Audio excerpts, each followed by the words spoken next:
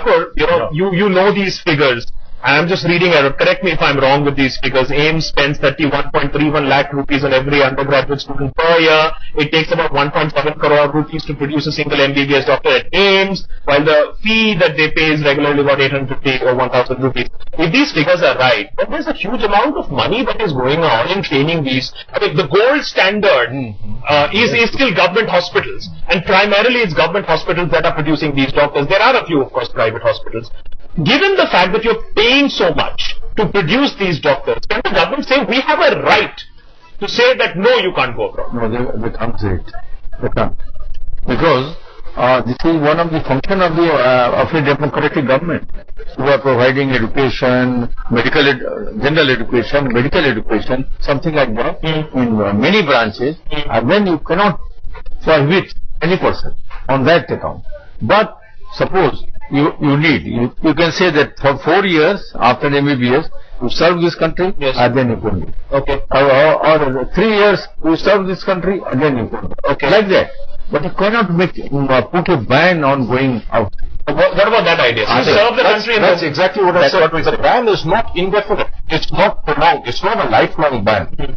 It's a ban for X number of years after MBBS or X number of years after a post-graduation. It's to ensure that the student utilizes the facilities here. There are students who are brilliant, let me tell you. And this is the carry-home message for every viewer. There are students who are brilliant who are not taking medicine now. Okay. That message should not go out to the public. Okay. Young and good students after class 12, if they have the energy in them and they have the zest in them, they should pursue medicine. There is no profession better than medicine. Dr. But the fact is, if these good students are dwindling in number entering into medicine, the ones which come into medicine then go overseas, they are left with very little to play with back home. Okay, I understand. I take that point that there has to be some sort of a check and balance. How the government goes about this whole issue remains to be seen. I hope that the government is as clear as you in at least having some sort of a time frame and then introducing a bond. I agree with that. Let's go to the broader question of why we are talking about this. We're talking about this is because there is a lack of adequate healthcare, and especially in areas where you and I are not sitting, the heartland India. Dr. Malik, tell me this. You support the fact that there shouldn't be any ban, there shouldn't be any control, but the government can also say that, look, we are a country which is producing so many doctors, but we don't have the kind of doctors that we need. The population ratio is very bad. Has the government failed in the first point of ensuring doctors in rural areas? Akash, my basic thing is that the government is trying to encroach upon the fundamental rights of an individual. Because you take it this way, if supposedly the government is spending 1.7 crores on an AIIMS student, maybe the government is spending about 50 lakhs on some other medical college student, and maybe 10 lakhs for computer professional, or X amount for an engineering professional, or X amount for a lawyer, or this thing. So tomorrow, the government will stop everybody from going abroad, or maybe for a certain period of time.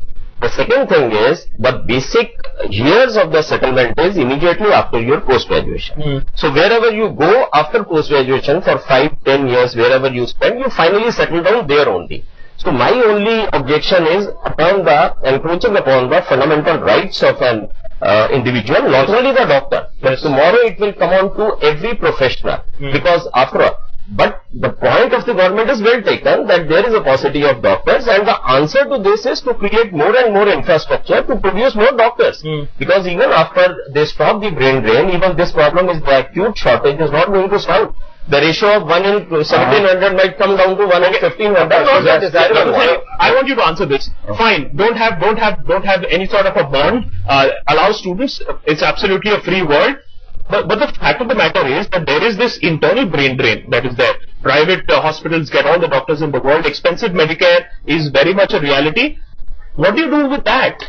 How do you control the private brain drain? Here, what is it the government is lacking? They have to put infrastructure. You just see, we had a BRIC association where Brazil, India, China, other things are there. Just see the amount of money we spend on GDP of the money. Is around 0.9% in India, and if you see the BRIC country, they are spending 2.5 to 3.5%. I am not talking the Western countries where they are spending around 10 to 15%. So here is the problem. The government has to put in money for of the GDP into health, so that the infrastructure is improved. The people don't go